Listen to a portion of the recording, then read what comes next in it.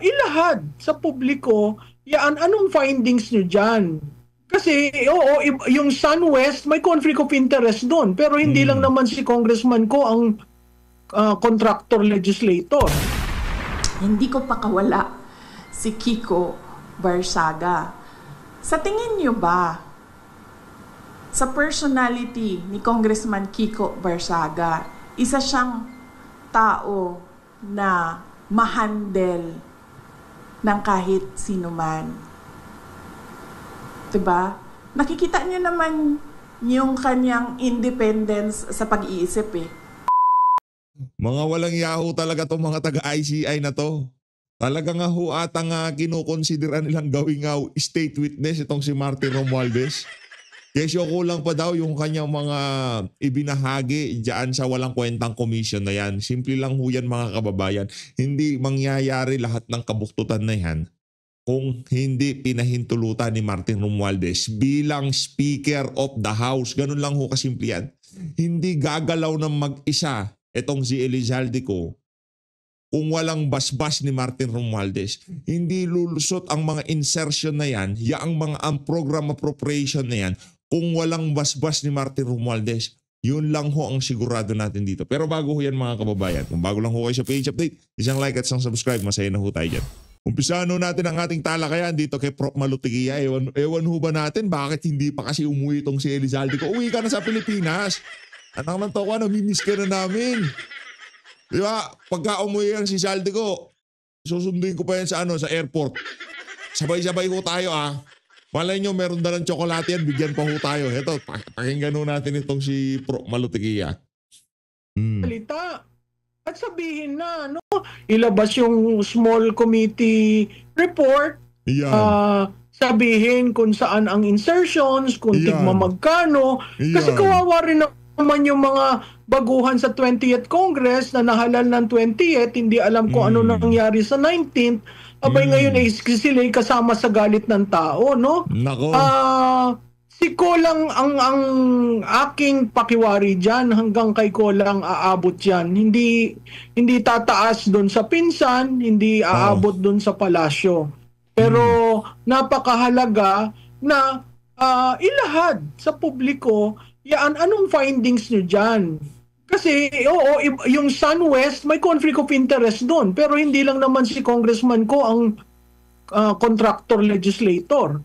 So kung gano'n may conflict of interest, abay lahat ng mga contractor legislator, mag-declare kayo ng no conflict of interest. Kasi sama-sama sila dyan. Inirekomenda daw po ng Independent Commission for Infrastructure ang paghahain ng reklamo o sa ombudsman, criminal at administrative charges, kabilang na rito si former Congressman Zaldico at yung mga opisyal daw ng SunWest Construction na itinatag niko. Ang sinasabi dito na rekomendasyon, paglabag sa anti-graft corrupt practices, malversation of public funds in relation to falsification of public documents by a public officer, paglabag sa general procurement reform, meron ding administrative charges, code of ethics, paglabag sa ethical standards of public officials, at iba pa. So sumasang-ayon ito sa sinasabing paglilihis at naging selective lang, naging sacrificial lamb ang mga pangyayaring ito, Prof. Oo, alam mo yung sagot ni Congressman Ko, 'di ba sinabi niya hindi lang naman ako ito. Kasi ang desisyon ginawa sa plenaryo. So babalik ulit tayo doon. Kaya nga ang request ko, sana plenaryo pagbobotohan yan Hindi yan iboboto ng majority dyan sa House of Representatives pagka hindi yan miniting ni Martin Romualdez. Anak ng Veteran Garapata, bandang huli, siya pa ang magiging state witness. Anak ng Tokol. Itong si Congressman Ko ay magsalita at sabihin na, ilabas yung small committee report, sabihin kung saan ang insertions, kung tigma magkano, kasi kawawa rin naman yung mga baguhan sa 20th Congress na nahalal ng 20th, hindi alam kung ano nangyari sa 19th, abay ngayon ay sila'y kasama sa galit ng tao, no? Si Ko lang ang aking pakiwari diyan, hanggang kay Ko lang aabot 'yan. Hindi tataas doon sa pinsan, hindi aabot doon sa palasyo. Nako. Pero napakahalaga At yun na nga ho ang ating nakikita dito. Hindi ho lumalayo eh, di ba? Ano lang siya eh, yung isipin nyo na lang mga kababayan, nung lumabas itong si Master Sergeant Orly Gutesa, ano nangyari sa hearing dyan sa Senado? Tigil ang hearing. Anak ng tok. Yan na nga ho ba sinasabi natin? Hindi ho dapat ganyan, di ba? Ang labo naman ho ng ginawa nila na yan. Sabi naman. na ilahad sa publiko yan, anong findings nyo dyan. Kasi oo, yung SunWest may conflict of interest doon, pero hindi lang naman si Congressman Ko ang contractor legislator. So kung ganun may conflict of interest, abay lahat ng mga contractor legislator mag-declare kayo ng no conflict of interest. Kasi sama-sama sila dyan. Well, ako hindi ako sumasang-ayon sa snap election eh. Bakit? Kasi kailangan mong palitan ang COMELEC. Unang-una, it will take them probably 3 to 6 months to fix things. Yung nangyaring snap election sa ating kasaysayan, 3 months lang yun. Dahil ang snap election is sa presidente lamang. Presidente at vice-presidente, no? Hindi kasama ang mga senador at congressman. Ang maganda dun sa idea, yung national positions will be replaced. Maganda rin dun sa panukala yung one term hindi sila tatakbo, no? Pero sa tingin ko, tama si Congressman Erice na sabihin, ayusin na natin yung dynasty bill. Kasi pag titingnan mo nga naman, sa isang probinsya na nagkaroon na bisita lamang ng typhoon, lahat doon, isang pamilya lamang. Kaya yung ibang gustong tumulong doon sa probinsyang yun, parang ayaw nila, kayo-kayo lang pamilya, di ilabas nyo ang pera ng maayos ang probinsyang ninyo. Mahirap isipin yung snap election na ganyan ang COMELEC. Mahirap na isipin yung snap election na alam mong may pondo ng bayan na ginamit o gagamitin para siguraduhing manalo. Mas gusto ko pa ang reboot na through the constitutional process na meron tayo. Yung isa kasing sinasabi, junta, wala naman tayong kasaysayan dyan sa pagkakaroon ng junta. May mga nagsasabi kasi na walang politiko ang kayang dumisiplina dito sa mga nag-abuso. Tama rin naman yun, no? Pero kawawa ang ekonomiya natin at kawawa ang ating bansa kung tayo maghuhunta. Ang sabi nung iba, hunta lamang tapos ipapasa dun sa duly constituted successor. So maraming pinag-uusapan, pero karamihan adman na pinag-uusapan, how do we reset? How do we reboot? Which essentially goes back to the leader we elected. Kasi dun sa press, alam mo, it all emanates from the leader. Magkaroon ka ng matinong leader, magkaroon ka ng leader na kinatatakutan, lahat susunod eh. Ayoko sanang dalhin sa comparison ng dating leader. Pero lahat doon sumunod. Meron sigurong kakaunting mga issues, pero sumunod dahil natatakot, dahil yun ang ginawang imahe ng leader na yun. Ngayon, meron tayong leader na mabait, pero hindi natin alam kung naiintindihan ba niya kung anong nangyayari. Tama ba ang decision making niya o impaired judgment na yan? Makikita mo kasi yung detachment niya sa mga bagay na mahalaga sa Pilipino. So, yung snap election, oo, it's an alternative, pero the devil is always in the details. Opo, pero isa lang ang malinaw siguro dito, Prof.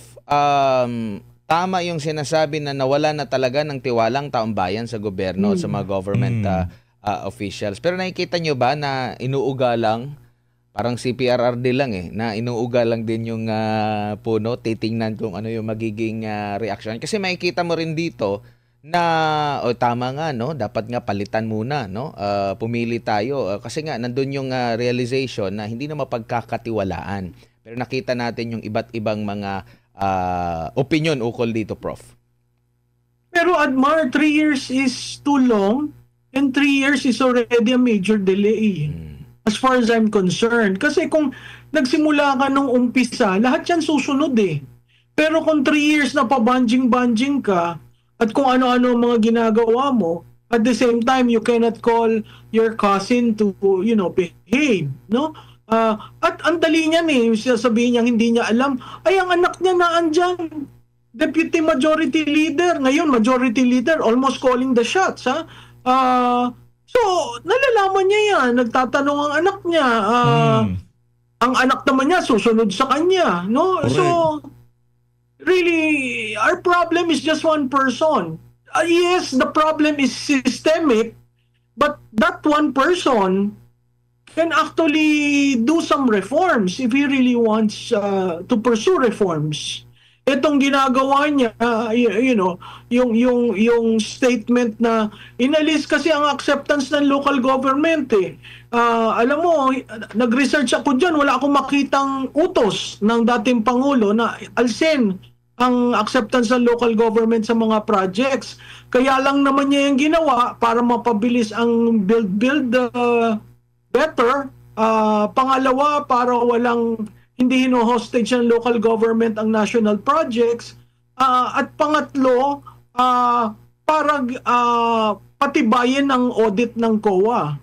So, yung parang sabihin na, na-shock nga ako na inalis yun parang wala naman yata legal basis yung sinasabi niya. By practice, siguro, medyo humina kasi gusto niyang mapabilis. Gusto niyang centralize yung BBB. Iba-ibang style sa bawat Pangulo. Ito lamang ang Pangulong ito na first 3 years nagpahinga, tapos nung nagising, gusto niyang guluhin lahat na isinaayos na ng kanyang pinsan, diba? No? At ng mga kasama nito. Ika nga ho nila mga kababayan, laging may first time. Ito, rekta ho tayo dito kay VP Sara, hindi ho natin nagawa na reaction video to, yung bilyonaryo talagang inano niya dito Ika nga talagang binanata niya ng malupitan Napanood niyo yung ating intro. Ganda-ganda nitong si VP kung ano-ano pinaggagamit ng picture. Ito, pakinggan natin itong mga kababayan. Merong tatamaan na talaga ang Office of the President, ang administrasyon, sa investigasyon, ay biglang namamatay yung investigasyon. O nawawala, o nalilibing, o nalulubog yung investigasyon. So, ibig sabihin, meron talagang pagkontrol sa kwento.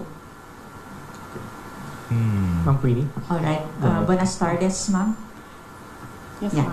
ma'am. Is it true that the family of the blogger who posted a picture of PBBM captioned headshot approached you and is asking for help, but you allegedly turned them down? No, ma'am. I never received a request for help from the family of the vlogger.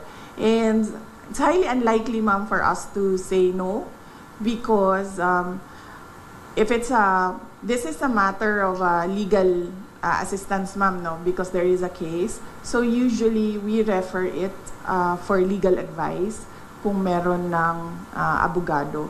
So very unlikely na humindi yung Office of the Vice President. Kasi ang protocol o ang SOP namin sa opisina na kapag merong lumapit ng tulong at example, pag-assess ng tao, legal problem siya, ay hinahanapan siya or pinapartner siya sa kung sino yung abogado na pwedeng magbigay ng legal advice. Next question. Another question. issue po, okay lang po ba? Okay. Former President GMA proposed a bill expanding or giving additional duties and responsibilities to the Vice President. Would you say na kulang pa ang existing duties po ninyo as VP? Meron pong bill, House Bill, si dating Pangulong Gloria Macapagal Arroyo of an OVP charter. Doon sa charter, kung makikita ninyo, nakalagay lang doon yung institutionalization ng mga units sa opisina ng Pangalawang Pangulo at nakalagay din doon ang organizational structure. Kasi pagpasok namin, ma'am, ang nangyayari, bago lahat, lagi, walang institutional memory ang Office of the Vice President. So bago siya lahat lagi. Pagpasok ng bagong Vice President, bago ang opisina, bago ang structure, ang HR structure niya, bago ang mga units. So ang ginawa namin, ma'am, para merong continuity sa lahat ng mga Vice Presidents ay ginawa namin ng charter. Dinefine namin doon na dapat merong USEC, dapat merong ASEC, ang opisina, at dapat merong mga ganito na klase ng mga units, KM, HR, legal, finance, para hindi nahihirapan yung papasok na bagong Vice President. Kasama na din doon yung opisina, sana, permanent office, para hindi rin lumilipat kung saan-saan yung opisina ng Vice President. Ang pinakauna doon is that para alam ng mga tao kung nasaan ang Office of the Vice President. At pangalawa, para hindi palipat-lipat yung mga personnel ng Office of the Vice President kung saan sila titira. Dahil din kung saan nililipat sa kagustuhan ng Vice President kung saan siya ililipat. Nakalagay din doon, of course, yung security unit na naging controversial sa aking termino. At, yung OVP, him namin, at mga iba pang mga administration policies inside the Office of the Vice President. Kung makikita ninyo, wala kaming nilagay doon na specific project dahil ang ang function ng Vice President ay kumbaga constitutional successor. Yun lang ang only function ng Office of the ng Vice President. Pero sa atin, traditionally, ang Office of the Vice President ay binibigyan ng budget for the Vice President to decide on what his or her projects are, and then they can implement projects to complement the services of the other national government agencies. So on that note, hindi namin nilagay yun, ma'am. Kasi baka, naisip ko, merong Vice President na papasok na wala siyang project. Wala siyang gustong gawin, kundi maging constitutional successor lang. So ibig sabihin, mag-aantay lang siya na mawala yung presidente. Pero so far, wala pa naman tayong nakita by history, wala tayong nakita na Vice President na ganun ang gusto niya.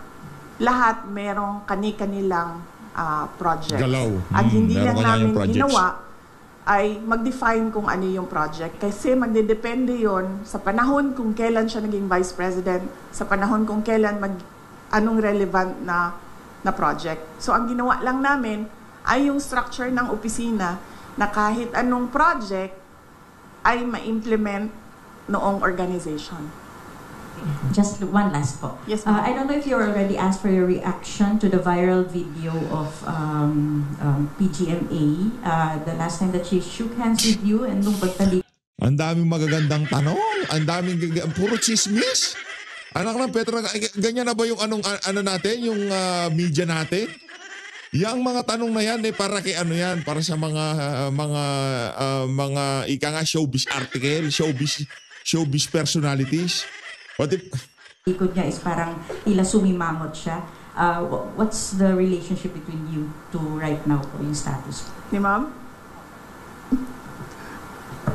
Wala, ganun naman kasi talaga si ma'am eh.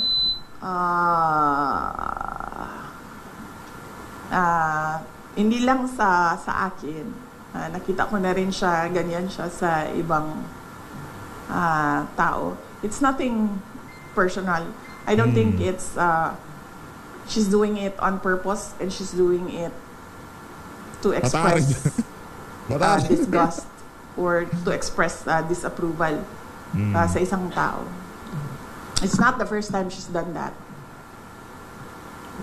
We have Miss Camille Samonte again. Huwag kasi kayo masyadong balat sibuyas, kayo mga, mas nasaktan pa kayo kay BP, anak ng toka. Huwag ganyan, ang ano nyo, ang hiling nyo sa chismis. Then last two questions. Pambira, oh. Ma'am, just wanna get your reaction kasi po dun sa House, binawasan po nila yung OVP budget. Ano po yung tugon nito? Kasi may mga ilang kongresista rin po na naghayag po na dapat daw pong bawasan itong budget dahil pilit nyo raw, ilang beses nyo raw po na ini-snub yung kanilang pagdinig.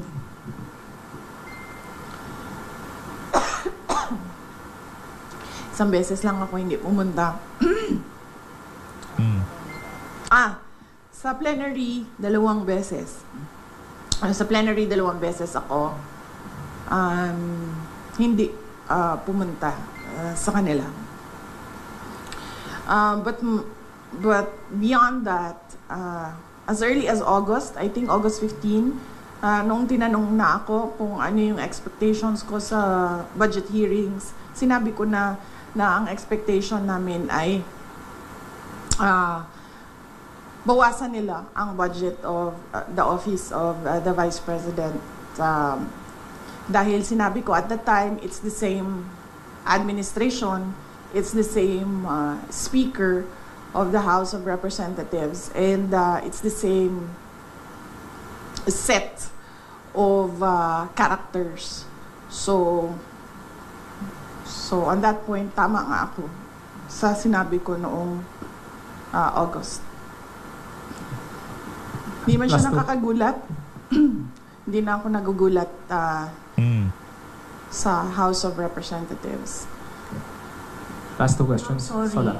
Baka pwede niyo pong sagutin yung sinasabi ng iba, especially Congresswoman De Lima saying that you're a brat.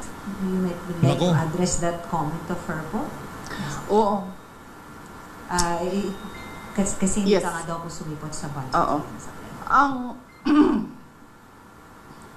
Ang administration, and that is led by Malacanang Palas, ang Makabayan, ang Akbayan, ang members of the Liberal Party, yung mga pink and yellow,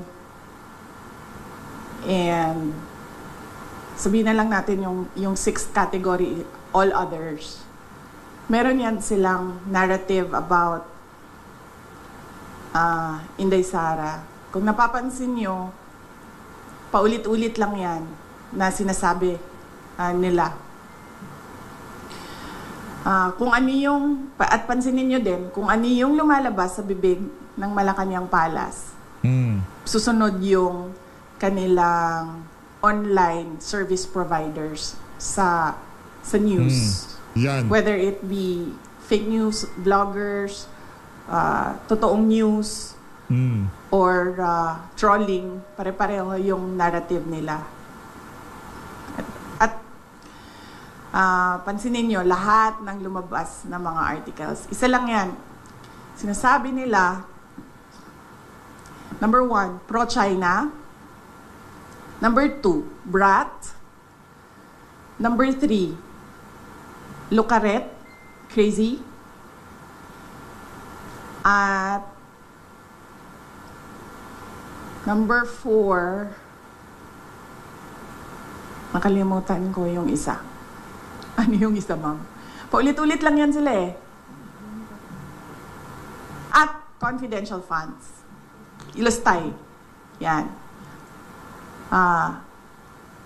Pro-China, Brat, Luka-Luka, at confidential funds. 4 lang yan. Pansinin nyo, inuulit-ulit nila yan.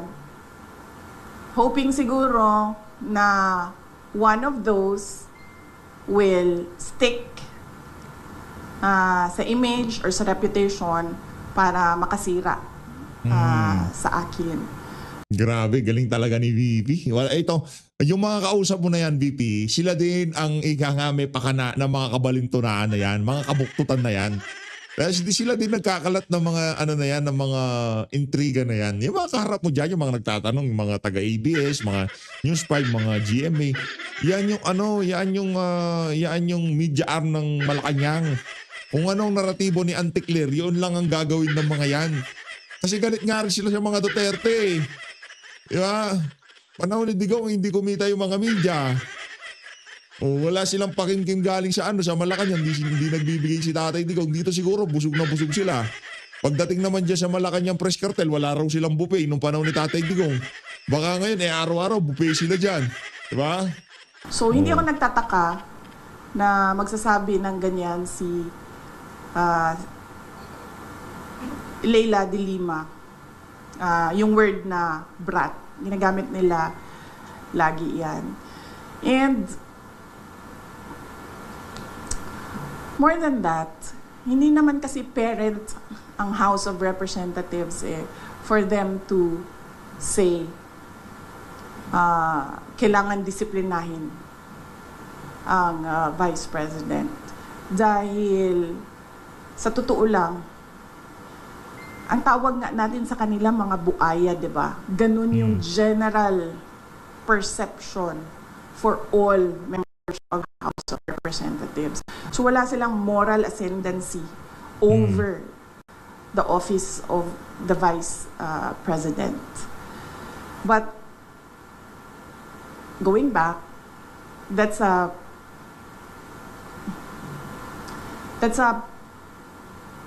messaging narrative of anti-Duterte. No, not anti-Duterte. Anti-Sara Duterte. Messaging narrative nila. Nasa message board yan nila sa mga anti-Sara Duterte. Yan, paulit-ulit yan sila. Pro-China, Luka-Luka, confidential funds, at Brat. Ang problema kasi sa messaging nila, hindi ko na lang sabihin kasi baka matuto sila sa akin, ma'am. Ayoko, ma'am. Pag sinabi ko, then matuto sila, and then makaisip sila ng bago. Wag na. Last question.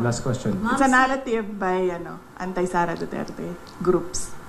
Ma'am, si former Speaker Romualdez appeared before the ICI today at sabi po niya na he's happy to be invited daw at willing naman daw po siya mag-share ng kanyang mga nalaman tungkol sa budget process at information on insertions. Your thoughts on this po?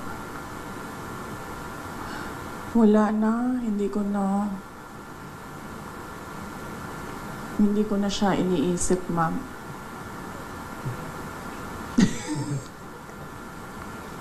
Wala akong comment, ma'am, sa kanyang pag-attend sa ICI.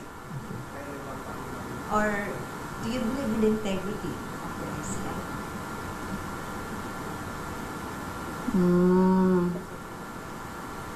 Sinabi ko na yan, diba? Na ang ginawa lang kasi ng Pangulo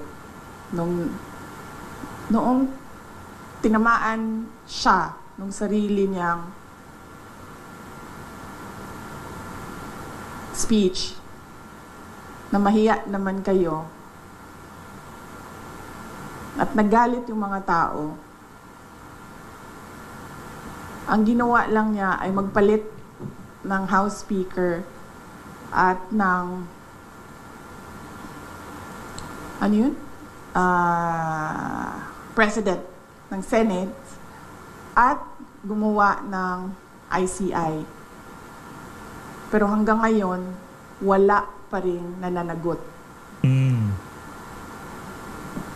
Wala pa rin. Para bang ako dapat ang imbestigahan, ako din ang gumawa kung sino ang mag-iimbestiga sa akin. So on the question of integrity, definitely, ano siya, hindi siya reliable dahil ang Pangulo din ang gumawa. And again, going back to Mr. Bilyonaryo, bakit Bilyonaryo yung pangalan ng ano ninyo? Meron ba kayong mga billion dyan sa kumpanya ninyo? Ganyan. Sabi ni Mr. Bilyonaryo, ano yung sabi mo, sir? Controlling the narrative. Yes, controlling the narrative. Okay. So, thank you. That wrap up our personal... Pinagbiyahe mo ako ng ganito kalayo, Mr. Kahinhinan, tapos i-wrap up mo lang ako ng... Okay, ma'am. Next question. Ito si Mr. Kahinhinan na... Ma'am, thank you for accommodating for more of our questions. In relation doon nga sa corruption issue, marami pong mga negosyante ang nag-express ng kanilang concern because maaring nakaka-apekto nga raw ito sa image ng Pilipinas at yung trust confidence ng investors. Ano po yung masasabi nyo dito? Dahil eventually, of course, it will affect the economy. Yes, ma'am. Totoo yan. Even before this corruption scandal, one of the, we can say siguro, top 3 reasons why investors do not put their money in the Philippines is because of corruption. At that time, 'di ba, ang reklamo lagi ng mga investors, mahirap kumuha ng mga dokumento, permits, o kung ano man yung mga kailangan pa nila para mag-invest dito sa Pilipinas. Dahil ang dami daw humihingi. Bawat opisina, up to the barangay level, from top to bottom, merong humihingi. Yan din ang isa sa mga rason kung bakit tayo naunahan, 'di ba, nung ibang mga kapitbahay natin dito sa Southeast Asia. At yan din yung rason, isa sa mga rason ng mga investors kung bakit sila pumupunta na lang doon sa Thailand or pumupunta sa Vietnam. At meron na ngayon, marami pumupunta sa Bangladesh because nakakaapekto yung corruption sa competitiveness ng isang bansa. Yung corruption complaint ng foreign investors and even domestic investors, hindi yan ngayon lang. Malamang kung noon ang nangyari, kung noon napapaisip pa ang investors na o sige, tingnan natin ang Pilipinas. Ngayon, after the corruption scandal of the administration, hindi na sila at all naglalagay or nag-shortlist ng Pilipinas. Siguro automatic na yun na let's not think about or include the Philippines. Kung dati pinag-iisipan pa tayo ng mga investors, ngayon hindi na. Pero yung corruption na yan, nandyan na yan. Complaint na yan ng mga investors dati pa.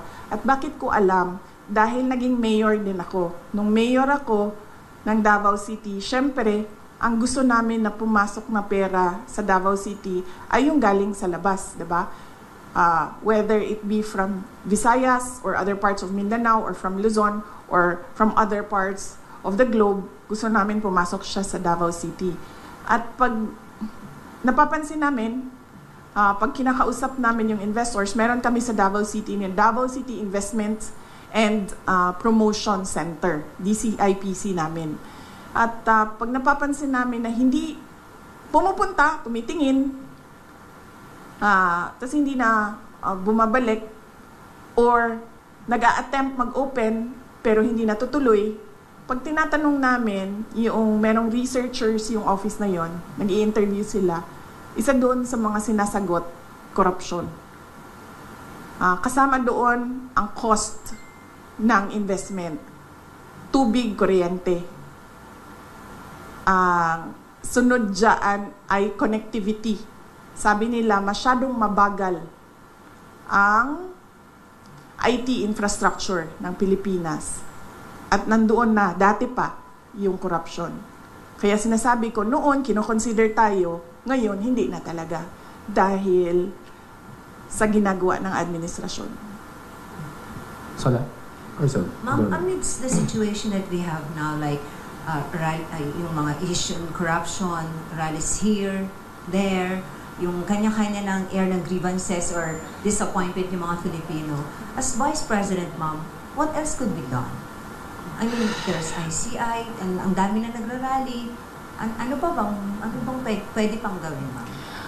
Alam mo, ma'am, as Vice President, akala ko Vice President, ma'am. As Vice President, sa amin, ma'am, well, we talk about it, ma'am, because lahat naman tayo merong constitutionally protected freedom of speech and expression. And we talk about it because that is the essence of democracy.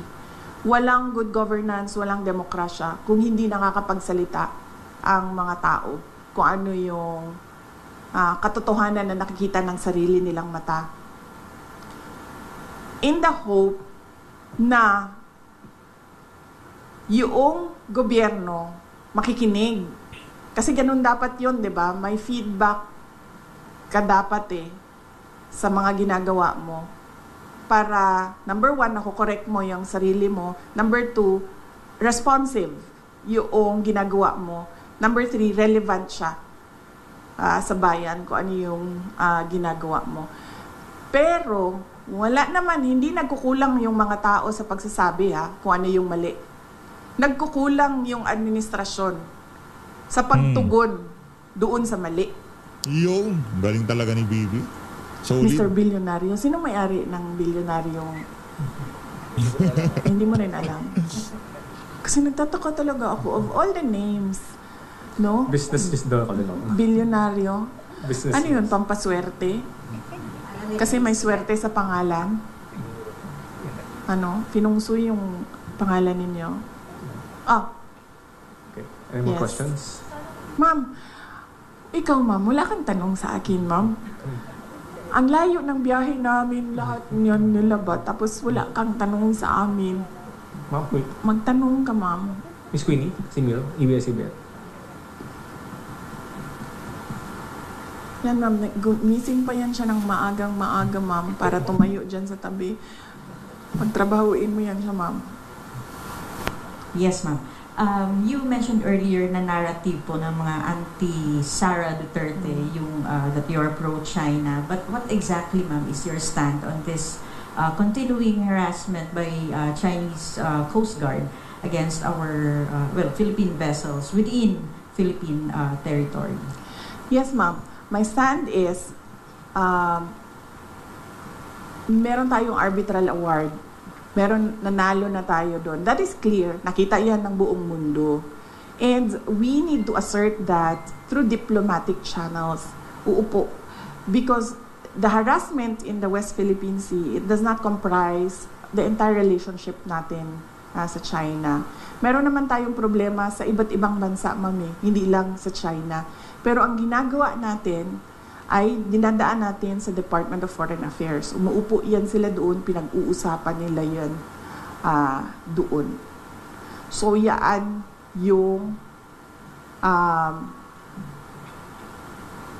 karapat-dapat na gawin ng isang gobyerno kapag meron silang problema sa ibang bansa. Hindi lang sa China. It has to go through the diplomatic channels. Pinag-uusapan yan. Hindi yan pinaglalabanan doon sa dagat. Do you think, ma'am, your father during his term as president was able to do this, talagang panindigan yung arbitral ruling na meron ng Pilipinas against China? Hindi ko alam, ma'am, kung ano ang records ng Department of Foreign Affairs at the time of the term of President Rodrigo Duterte from 2016 to 2022. There should be some sort of records there kung ano na ang nagawa ng DFA para umupo with the People's Republic of China with regard to this arbitral award. But more than asking about kung ano ang ginawa ni dating Pangulong Rodrigo Duterte is asking kung ano ang ginawa ng present administration about that arbitral award. And pushing for that decision. Ma'am, there's a polling question here from one of the members of the OVP media. Kay Red Mendoza ng Times. Ma'am, your comment daw po sa pagbansag na pakawala niyo daw si Congressman Kiko Barzaga of Cavite. Nako. Especially with his antics last weekend. Hindi ko...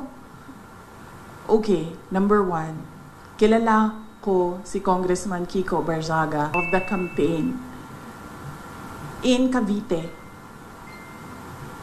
in 2022 dahil uniteam siya. Ang pagkakaalam ko, ang mga magulang niya, hindi sila for the uniteam. Ang maalala ko, yung mga magulang niya, Sara only. Pero si Congressman Kiko Barzaga was for the uniteam. Hindi ko alam kung nagkausap man kami from that time na nagkita kami sa kampanya hanggang ngayon, kung meron man, pero ang huling maalala ko na nagkausap kami is doon sa rally ng Uniteam sa kanila, sa Dasmariñas, Cavite. Hindi ko pakawala si Kiko Barzaga. Sa tingin niyo ba, sa personality ni Congressman Kiko Barzaga, isa siyang tao na ma-handle ng kahit sino man? Diba? Nakikita niyo naman yung kanyang independence sa pag-iisip eh. Nakikita niyo din yung kanyang lakas ng loob. Nakikita niyo din yung prinsipyo niya. Ang example ko na lang dito ay, unang-una, yung mga magulang niya, hindi uniteam yun ha. Si Kiko Barzaga uniteam. Hindi yan nakikinig sa mga magulang niya, ibig sabihin. Diba? So bakit yan makikinig kay Sara Duterte? So no, I do not control Congressman Kiko Barzaga. He is his own person, he has his own principles, and he has his own free will. And there is nothing wrong at all with what he is doing because, as I said, tayong lahat, we are covered by the freedom of speech and expression. Unfortunately, meron tayong administrasyon na hindi nila matanggap na meron talagang mga tao na number one, hindi natatakot, at number two, hindi nabibili ng pera. Anyone? Sir? Roel Barreño po, Philippine Star, ma'am. Maayong hapon. Maayong hapon, sir. May ikakalakas pa rin po ba yung lindol sa Pilipinas kesa doon sa lindol sa nangyaring skandalo ng corruption, ma'am? Huwag naman sana, sir. Pinagdadasal natin sa Diyos na wala nang mangyayari na malalakas na lindol sa Pilipinas. And syempre, pinagdadasal natin sa Diyos na makinig ang administrasyon na gawan nila ng solusyon ang korupsyon sa Pilipinas. Arso. Let's give chance to others wala. Baka meron pang ibang sunod. Yes, ma'am. Yes, magandang hapon. Finally. Vice President. Ma'am, I would just want to ask, with the alleged destabilization and then yung rally natin, ma'am, left and right, Luzon, Visayas, Mindanao, ang mga lumabas, ma'am, mga young ones, makikita natin mga estudyante. Ma'am, sa tingin niyo, ma'am, with what is happening now, magpapatuloy pa to, ma'am? Alam mo, ma'am, yung destabilization, nanggagaling lang naman yan sa administrasyon eh. Wala namang destabilization na nangyayari eh. Nagsasalita lang yung mga tao. At nai-insecure lang o natatakot lang yung administration sa lakas ng boses ng mga tao. Pero sa totoo lang, ma'am, walang nagpaplano ng destabilisasyon. Normal ang pagpapahayag ng isang tao sa kanyang nararamdaman. Ang pansin ko ang pansin ko yung destabilization na word, na salita, nanggagaling siya lagi sa administrasyon. Kasi nai-insecure sila at natatakot sila. Kasi lumalakas yung boses ng mga tao. Ayoko na magsalita, ma'am, kasi baka matuto na naman sila sa akin, ma'am. Tapos pag natuto sila sa akin, di ba? Meron ba tayong ginagawang destabilisasyon? Meron bang mga tao na nagmi-meeting na nagsasabi na Makabayan, yes. Number 1. Yan talaga ang vision ng Makabayan. Pabagsakin ng gobyerno kasi gusto nila mag-take over. So kung meron man grupo na nagmi-meeting para pabagsakin ang administrasyon, ang gobyerno, Makabayan yon. Wala nang iba. Lahat ng iba dyan, wala nang meeting yan. Nagpapahayag yan sila ng nararamdaman nila ng galit sa pangyayari. Wala yan silang sinasabing iba na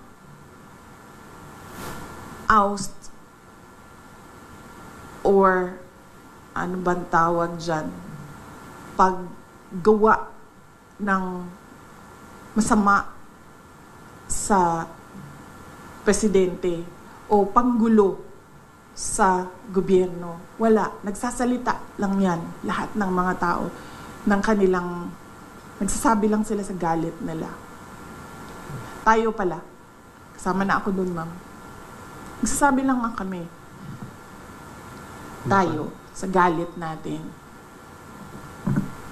Any more last question? Okay, final on my end po. Vice President, ang init ngayon ng flood control din. Kung halos Luzon, Visayas, and Mindanao din gusto nilang ipa-check, no? Sa tingin nyo, aside from the flood control, ano pa ang mga dapat sigurong tingnan o i-check aside from these flood controls? Thank you. Yung una nang sinabi ko, ma'am, no, yung listahan na ginawa nila para sa Department of Education. Worthy yun, natingnan kung sino yung mga sinulat ni Martin Romualdez na mga congressman na makakatanggap sa School Building Program Fund. Pangalawa, flood control, yan, laging may corruption dyan. Farm to market roads, laging may corruption dyan.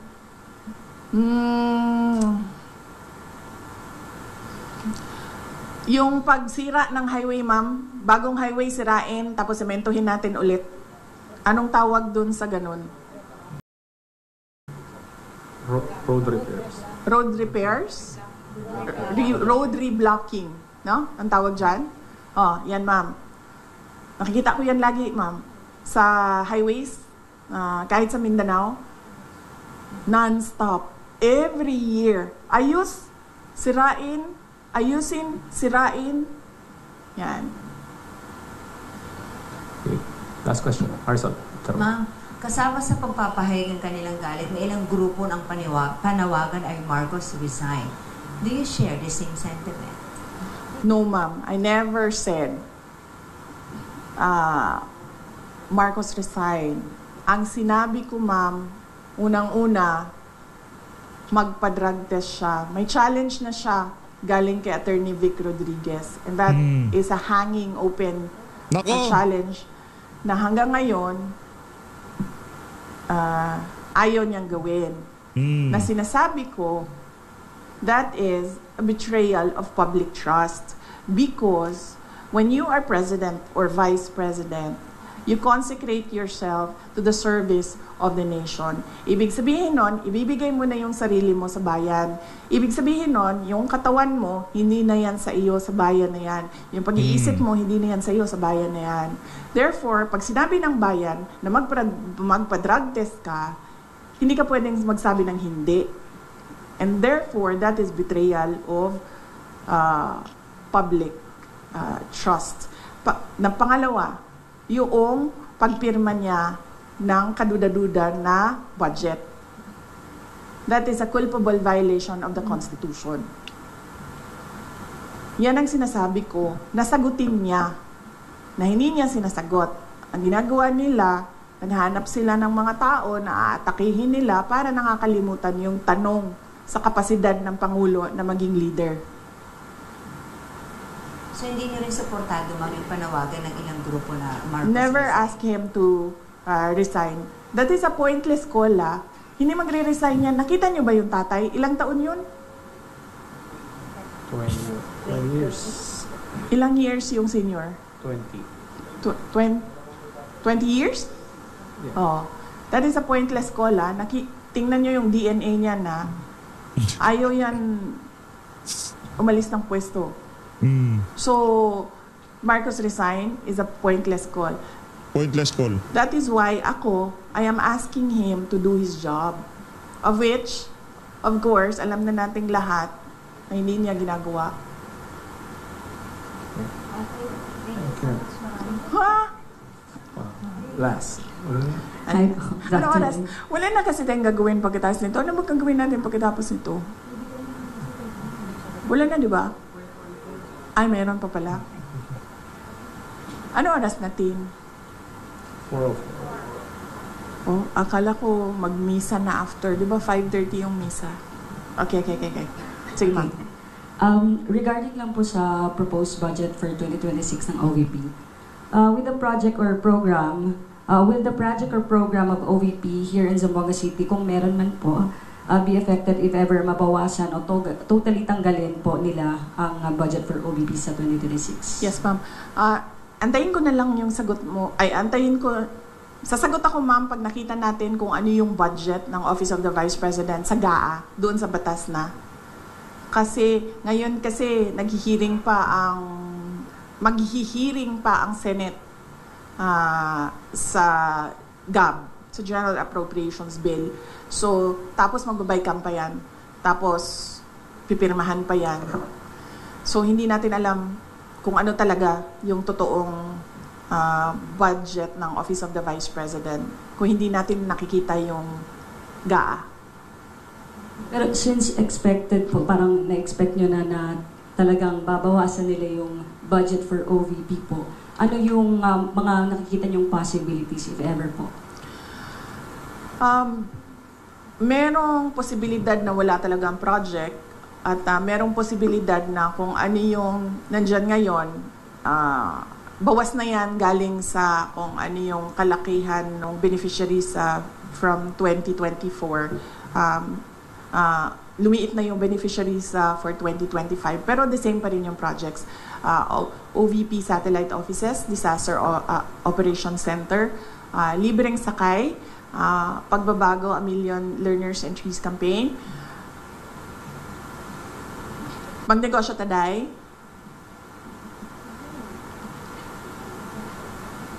ito yung mga tiga-OVP, ma'am, na nalilimutan namin kung ano yung mga rice.